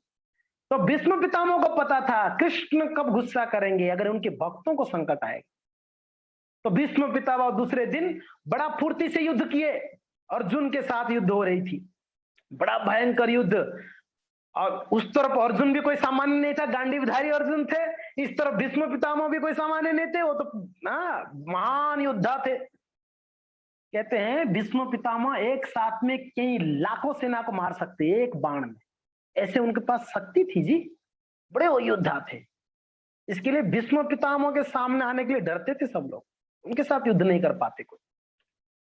और युद्ध किनके साथ हो रहे हैं? अर्जुन। उस तरफ अर्जुन भी कोई सामान्य नहीं था, वो भी गांडीवधारी है, भगवान कृष्ण का कृपा ले रखा है। तो दोनों का युद्ध हो रही है, ना ये जीत रहे हैं ना वो जीत रहे हैं। जीत कौन? कोई जीत नहीं रहा है। इनकी हर एक बाण को वो काटते हैं, उनकी हर एक बाण को ये काट रहे हैं। अर्जुन जो बाण मारते हैं उसको भीष्म पितामह काट लेते थे, और भीष्म पितामह कोई जो बाण छोड़ते वो अर्जुन काट देते, दोनों काटते। मगर पितामह पितामह होता है ना, बाप बाप है, बेटा बेटा है। है कि नहीं? तब एक्चुअली क्या हुआ, धूप भी था और सुबह लगभग 10 बजे युद्ध शुरू हुई, लगभग दोपहर हो गई थी, धूप कड़क था। और फुर्ती से, आप कैसे ही बाण आता है पता है महाभारत युद्ध में कैसे बाण आता था? कंटिन्यूअसली बाण, यानी जो योद्धा बाण मारते थे ना उनके हाथ नहीं दिखता था, इतना तेज से अपने जो क्या बोलते, तरकस ही बोलते हैं ना जिसमें बाण रखना है, उस तरकस से बाण निकालते थे।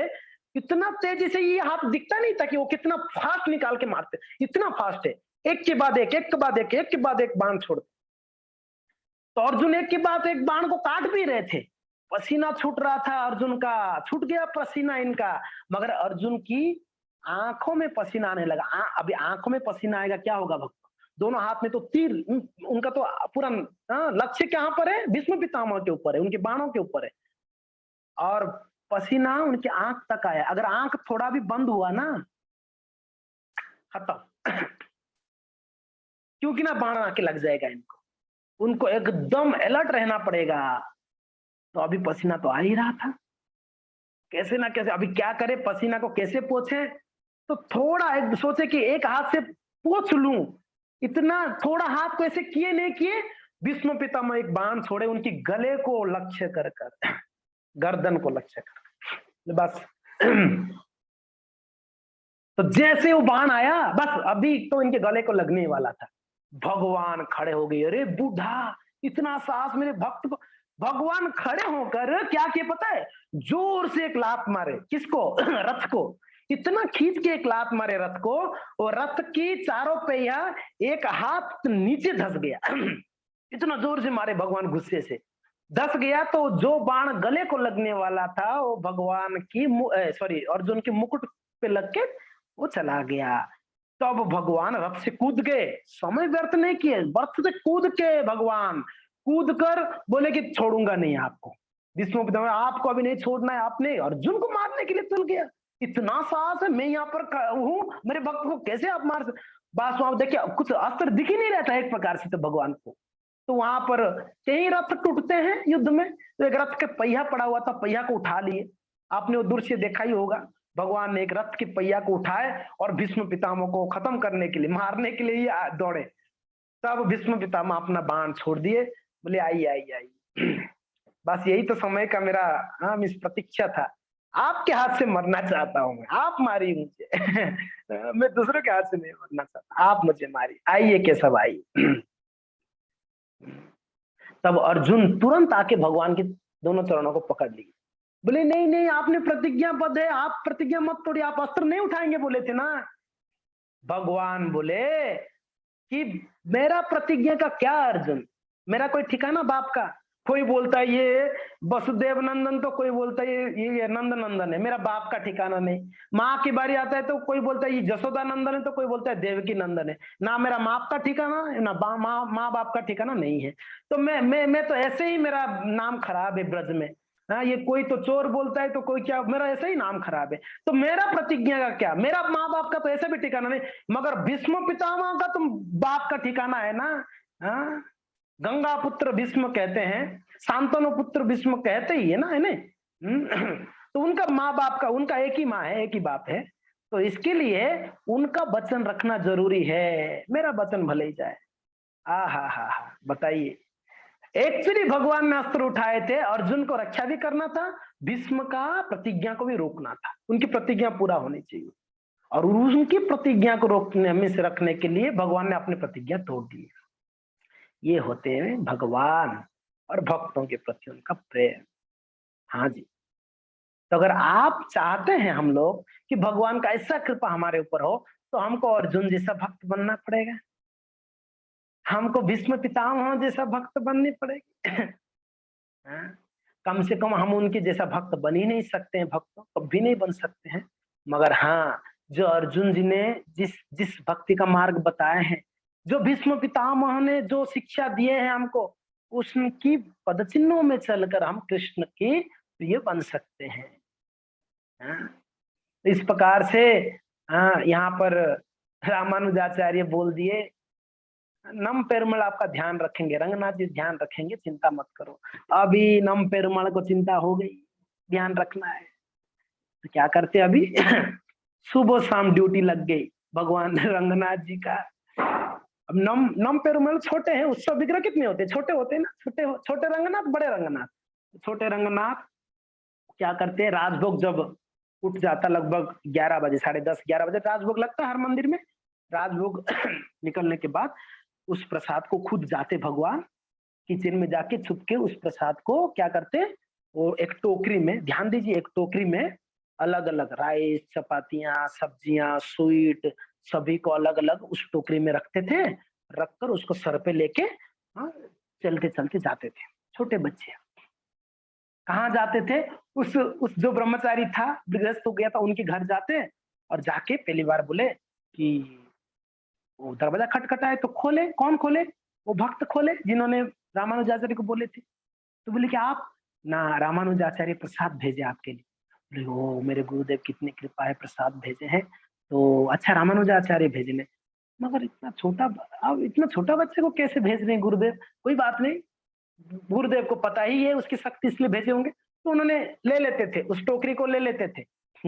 टोकरी को लेके सारा प्रसाद निकाल के वापस खाली टोकरी दे देते थे। ले जाओ। वेट करते भगवान, स्वयं रंगनाथ जी जाते थे प्रसाद देने। आप सोच सकते हैं हाँ, कितना कृपा है। किसके लिए? क्योंकि ना एक महान भक्त बोल दिए ना, रामानुजाचार्य बोल दिए ना, उनका ध्यान रखना पड़ेगा, वो भी रख रहे हैं। अभी इनका ड्यूटी चालू, सुबह शाम रोज जाते प्रसाद दे के आते। कोई नहीं, और छुप के जाते भगवान, एकदम छुप के, कोई देख पाए, जाके देखे आते। तो रामानुजाचार्य सुबह लगभग 8-9 बजे क्लास देते थे, भागवतम क्लास है जो भी। और उनकी कई सन्यासी शिष्य, ब्रह्मचारी शिष्य, गृहस्थ शिष्य सामने बैठ के कथा श्रवण करते थे। तो ये भगवान लगभग 11 11:30 जाते थे। रामानुजाचार्य उस समय व्यास आसन में बैठकर वो कथा करते थे। और भगवान यहाँ बैठे हैं, तो सामने से मंदिर से रास्ता है जाने के लिए, गेट से होके बाहर। तो भगवान छुप के जाते थे ऐसे, रामानुज ना देख ले, कोई भक्त ना देख ले। और सब भक्त लोग बैठ के, सब लोग रामानुजाचार्य की तरफ मुंह करके बैठते, तो कोई नहीं देख पाता, क्योंकि ना वो तो पीछा हो गया ना। मगर रामानुजाचार्य के तो सामने हुआ ना, अगर भगवान देख। तो रामानुजाचार्य एक दिन गया, 2 दिन गया, 3 दिन गया, लगे कोई एक बच्चा जाता है रोज, कौन है बच्चा? एक दिन क्लास देते देते रामानुजाचार्य थोड़ा झुक के देखे कौन है ये। जा ही रहे थे सामने, झुके तो बहुत बड़ा वो टोकरी था। हाँ, तो वो थे भगवान स्वयं रंगनाथ जी, छोटे रंगनाथ। धीरे से ऐसे देखे झुक कर, बोले कि रुको। वो क्लास छोड़कर धीरे से रामानुजाचार्य बोले रुको मैं आता हूँ। आके देखे, ये नम पेरुमल, आप क्या कर रहे हो, कहाँ जा रहे हो ये से टोकरी लेके?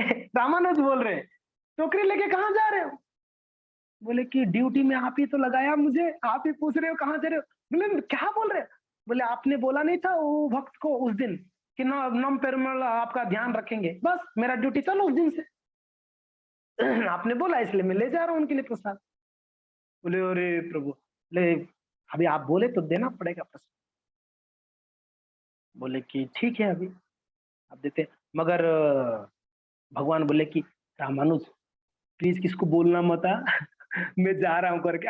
अभी कलयुग है, अगर कोई देखेगा मुझे ऐसा स्थिति में ना, भगवान छोटे छोटे भगवान जा रहे हैं देने, कोई नॉर्मल व्यक्ति देखेगा वो तो बेहोश हो जाएगा। कलयुग में तो ऐसा लीलाएं संभव नहीं है, नहीं करना। भगवान बोले किसको मत बोलो कि मैं रंगनाथ हूं करके, किसको मत बोलो। बोले कि एक शर्त पे मैं किसको नहीं बोलूंगा, बोले शर्त बोलो, कोई भी शर्त में मंजूर है। बोले यही है कि मैं ये क्लास देता, रोज क्लास दे ही रहा हूँ, तो आप जब जाएंगे ना, मेरा ध्यान नहीं रहेगा, मैं क्लास देते रहूंगा, तो थोड़ा सा ये क्लास के आसपास जब आओगे ना, थोड़ा सा आपका पाँव जी को, यानी आपके नुपुर को थोड़ा सा बजाना, झुनझुन करना, ताकि मैं आपका दर्शन कर पाऊँ, थोड़ा मुझे दर्शन दे के जाना रोज। ये शर्त है। शर्त क्या रखे, आप जाइए, मगर आप जब क्लास के सामने आओगे, व्यासासन के सामने से जाओगे, तभी थोड़ा सा आपका पाव जी बजाना, पायल बजाना, ताकि और दर्शन देना मुझे। बोले ठीक है, मैं धीरे से बजाऊंगा, हाँ रंग रामानुज, नहीं तो कोई देख लेगा। बोला हाँ ठीक है, धीरे बजाओ, मगर मुझे दर्शन दे देना, ठीक है। तो इनका ड्यूटी रोज चल रहा है भगवान का। एक दिन रामानुज क्लास दे रहे थे, लगभग 2-3 साल के बाद, वो जो ब्रह्मचारी थे एकदम बुजुर्ग हो गए थे, 4-5 साल 6 साल के बाद वो बुजुर्ग हो ही गए। तो रामानुजाचार्य देखिए, भगवान रोज जाते थे विदाउट फेल। एक दिन रामानुज देख रहे हैं 11:30 बज गया, अभी भगवान आएंगे, उनको पता है ये समय पे भगवान आते हैं, उनका दर्शन होगा, है उनको पता था, भगवान रामानुज उनका ध्यान होता था थोड़ा।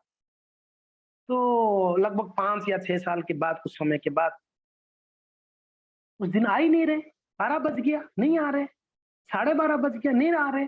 तो क्लास खत्म करके मंदिर में गए रामानुज, जाके बोले नम पेरुमल, आप आज नहीं गए? बोले कहाँ? वो प्रसाद देने जाते थे ना वो भक्त को। आप आज गए नहीं? बोले कि मेरा छुट्टी हो गया मेरा काम अभी समाप्त हो गया। बोले अरे क्या हो गया समाप्त?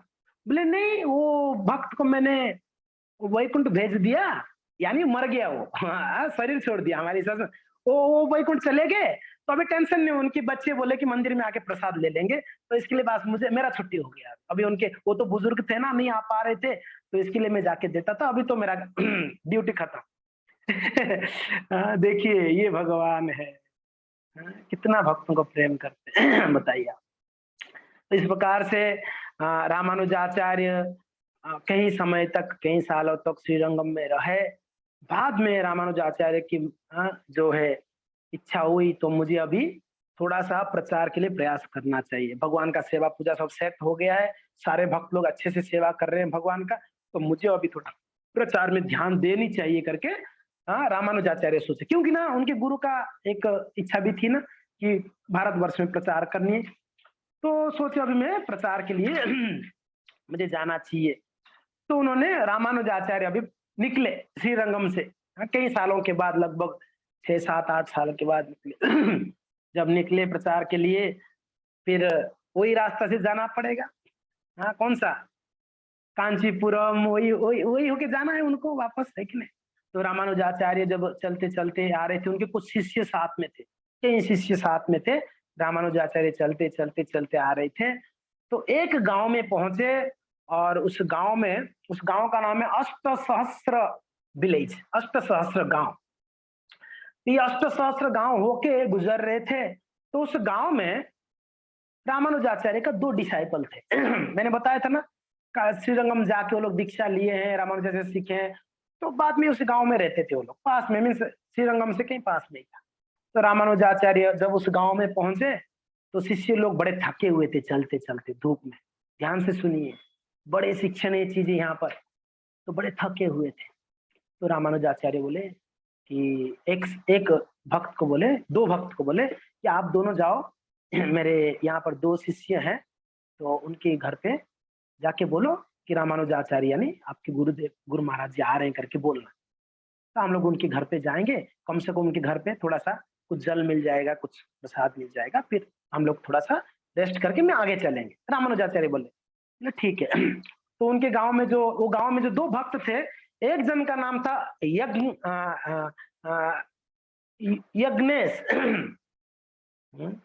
यज्ञेश, और एक का नाम था वरदाचार्य। 2 भक्त, 2 डिसाइपल थे, यज्ञेश, वरदाचार्य। यज्ञेश जो थे बड़ा धनी थे, बहुत अमीर थे, बहुत अमीर थे, बहुत धन धान्य था। वरदाचार्य जो थे वो गरीब थे, उनका कार्य था भिक्षाचन करके बस अपना भरण पोषण करना है और भजन करनी। यज्ञेश भी अच्छे भक्त थे, वो भी अच्छा भक्त थे, मगर उनका धन था। ठीक है। तभी रामानुजाचार्य की जो 2 डिसाइपल को बोलो, वो दोनों गए, सर्वप्रथम यज्ञेश के घर पे गए। तो यज्ञेश के घर पे गए, तो जाकर जैसे ये लोग पहुंचे, जाके प्रणाम किए, बोले कि गुरु महाराज जी आए हुए हैं आपके गांव में और आपके घर पे आना चाहते हैं, आएंगे अभी। तो यज्ञेश जब सुने ना गुरु महाराज आए हैं, गुरु महाराज आए मेरे मेरे घर पे आने वाले, इतने प्रसन्न हो गए, इतने खुश हो गए। तो यज्ञेश गए, जाकर तैयारी करनी है, पत्नी को बोले, सर्वेंट्स को बोले, उनके नौकर चाकर को, अरे गुरु महाराज जी आने वाले, तैयारी करो तैयारी करो। सब तैयारी में लग गए, गुरु महाराज आने वाले। तो ये दोनों डिसाइपल दूसरे जो वरदाचार्य थे उनके घर पे गए। उनके घर पे गए तो वरदाचार्य नहीं थे, उनकी पत्नी थी। तो उनको पत्नी देखी तो वैष्णव थे, तो उनको प्रणाम की, कहाँ से पधारे, तो हम श्रीरंगम से आए और गुरु महाराज जी साथ में है, रामानुजाचार्य साथ में है, गुरु महाराज जी आए हमारे गांव में। इतने प्रसन्न हो गई वो भी, और उन्होंने सर्वप्रथम तो उन दोनों के चरण धोई, फर्स्ट देखते ही चरण धोई पहले दोनों वैष्णवों का, चरण धो के तो उनको पहले घर पे बुलाए। देखिए वैष्णव को देख के ही घर पे बुलाए, बिठाए, आसन में पानी दी पीने के लिए, फिर पूछे आप कहाँ से आए, बोले कि हम ऐसे ऐसे आए और गुरु महाराज जी साथ में है और आपके घर पे आएंगे, गुरु महाराज आएंगे मेरे घर पे। तो इतने प्रसन्न हो गए, उनको अच्छा सत्कार की, दोनों जो भक्त आए थे गुरु भाई एक प्रकार से स्वागत की। तो वो दोनों बोले कि महाराज जी आएंगे बोल के वो लोग चले गए। और जाके भक्तों वो दोनों ने रामानुजाचार्य को जाके दोनों शिष्य बोले कि महाराज हमने खबर दे दिए। तो रामानुज पूछे अच्छा आप लोग का कैसे स्वागत हुआ, रामानुज पूछे आप लोग का स्वागत कैसे हुआ। देखिए बहुत बड़ा शिक्षा यहाँ पर हम ले सकते हैं। रामानुज ने पूछे कि आपका स्वागत कैसे हुई, तो बोले कि यज्ञेश तो इतनी प्रसन्न हो गया सुन के, इतनी खुश हो गए, इतने एक्साइटेड हो गए कि गुरु महाराज आप आने वाले हैं करके, वो तो तैयारी में लग गए, उन्होंने पूरा घर पे बहुत तैयारी कर रहे हैं आप आएंगे करके। अच्छा और दूसरा वरदाचार्य के उधर, बोले कि वहां पर हम गए तो माता जी हमको घर पे हमारा चरण धोई, घर पे बुलाई बिठाई, हमको जल दी, जल दे के हमको कुशल मंगल पूछी, फिर उन्होंने हमको पूछा और वो भी बहुत प्रसन्न है, वो बहुत एक्साइटेड है आप उनके घर पे जाएंगे। रामानुजाचार्य बोले यज्ञेश के घर पे नहीं जाएंगे, हम चलेंगे वरदाचार्य के घर पे। देखिए भक्तों यज्ञेश के पास बहुत धन था, रामानुजाचार्य को पता था ये यज्ञेश, हम लगभग कितने सारे वैष्णव थे उनके साथ में, लगभग 50-60 भक्त थे, ये लोग बहुत सारे भक्त थे साथ में रामानुजाचार्य। तो उनको पता था हमारा अच्छा सेवा तो यज्ञेश कर सकता है, क्योंकि उसके पास धन था। मगर वरदाचार्य गरीब है, छोटा सा झोपड़ी है, वो तो भिक्षाटन कर रहा है। मगर रामानुजाचार्य बोले कि हम उनके घर चलेंगे, क्यों, जहां पर मेरे शिष्यों का सम्मान नहीं है मैं वहां नहीं जाना चाहता हूं। क्या फायदा है मैं आऊंगा करके एक्साइटेड होके मेरे शिष्यों को, भक्त वैष्णवों को, गुरु भाइयों को ही सम्मान नहीं दे पाए हो, सत्कार नहीं कर पाए। जब वो आपको ही सम्मान नहीं दे पाए तो मेरा कैसे सम्मान कर सकते हो लोग, मेरा सेवा कैसे कर सकते हैं, मेरा कैसे स्वागत कर सकते, वहां नहीं जाना है। हाँ वरदाचार्य को वहां जाए। वरदाचार्य के घर पे पहुंचे भक्तों, इनके घर पे कुछ भी नहीं था, कुछ भी नहीं था। पत्नी जब सुनी गुरु महाराज आ रहे, वो भी कुछ सोच नहीं पा रहे थे क्या करूंगी मैं, पति घर पे नहीं थे, भिक्षासन करने निकल गए थे, बड़ा दुविधा में थी। अभी कितने भक्त हैं वो नहीं बोलते हैं, हम तो आजकल बोलते हैं हम 5 भक्त आ रहे हैं आप प्रसाद बना के रखना। हाँ वैसा नहीं था, बस आ रहे हैं गुरु महाराज, उनके साथ में भक्त लोग रहेंगे, पता नहीं कितने भक्त आएंगे, कैसे सत्कार किया जाए, क्या कह रही आप सोचिए। माता जी बड़े थोड़ा चिंता, यानी गुरु की सेवा के लिए, गुरु भाइयों की सेवा के लिए चिंता थी उनका, सोच रही थी। उनके पति भी नहीं आए थे, क्या होगा अभी, यज्ञेश को अगर पता चलेगा गुरुदेव हमारे घर पे नहीं आए, उनका क्या बीतेगा, वो भी तो शिष्य है उनका, है कि नहीं। उनका क्या स्थिति होगी। यहाँ इनके घर पे अगर रामानुजा भी आ रहे हैं तो सब कैसे स्वागत की जाएगी, कैसे इनका सत्कार करेंगे, क्या खिलाएंगे क्या पिलाएंगे, ये जानना है तो नेक्स्ट सेशन में आपको आना पड़ेगा। हरे कृष्णा, श्रीपद रामानुजाचार्य की जय, गौर भक्त वृंद की जय, निताय गौर हरि प्रेमानंदे, हरि हरि बोल। धन्यवाद, हरे कृष्णा। ठीक है, बहुत बहुत धन्यवाद। तो किसी का कोई जिज्ञासा है तो आप पूछ सकते हैं। एनी डाउट्स, कोई कमेंट? समझ में आ रहा है कथा? थोड़ा बहुत समझ में आ ही रहा होगा। ठीक है। कोई बात नहीं, समझ में नहीं भी आए तो क्या हुआ, मैं मुझे तो फायदा ही हो रहा है, मैं तो कथा बोल रहा तो मुझे मुझे तो इंस्पिरेशन मिल रही है कथा से। तो मैं आशा करता हूँ आप लोग को भी कुछ फायदा होता होगा कथा से। तो यस, बहुत सुंदर है। जैसे मैंने आपको बताया था, मैंने रामानुजाचार्य के बारे में पिछले साल भी कथा किया था कई समय, कई सीरीज, लगभग शायद आई थिंक 20 क्लासेस या 30 क्लासेस में। पर इस समय इतना क्लासेस नहीं लेंगे हम रामानुजाचार्य का। पर हाँ, कम से कम अभी 5वां सेशन रहा, तो कम से कम